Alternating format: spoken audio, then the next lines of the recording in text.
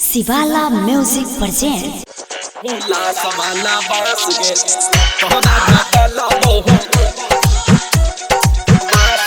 मां पहला recording studio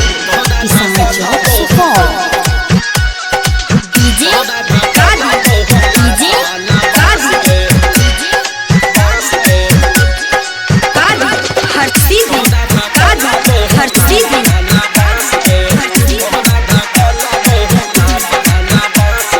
DJ पादा नाचे छातो उमर छौकाच गे डीजे पादा नाचे छातो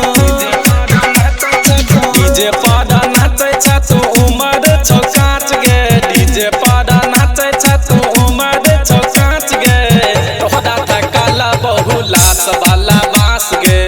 तोरा थकल बहुलास वाला बांस गे डीजे पादा नाचे छातो उमर छौकाच गे डीजे पादा नाचे छातो डीजे पादा नाचे छातो उमर छौकाच गे डीजे पादा नाचे छातो उमर छौकाच गे तोरा धकल बहुलास वाला बांस गे तोरा धकल बहुलास वाला बांस गे डीजे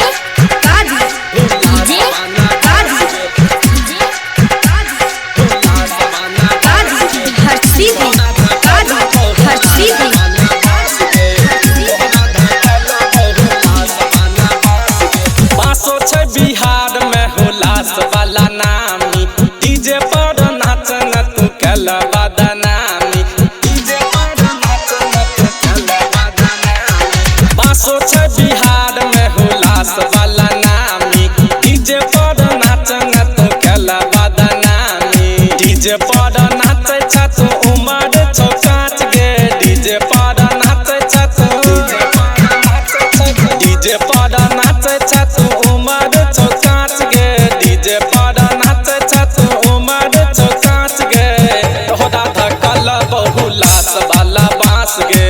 तोहरा धकल बहुलास वाला बांस गे डीजे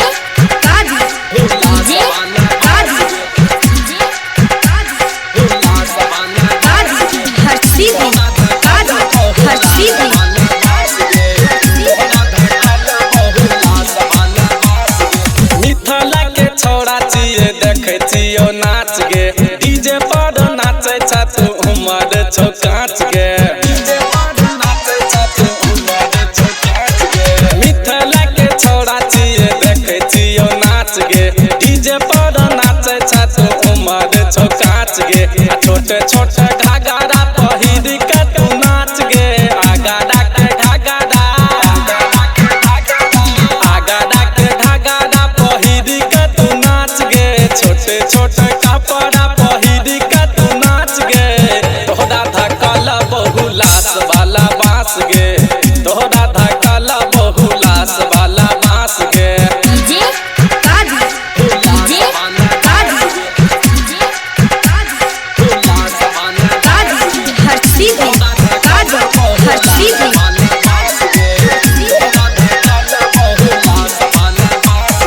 कहो डीजे पवन शिव शिवाला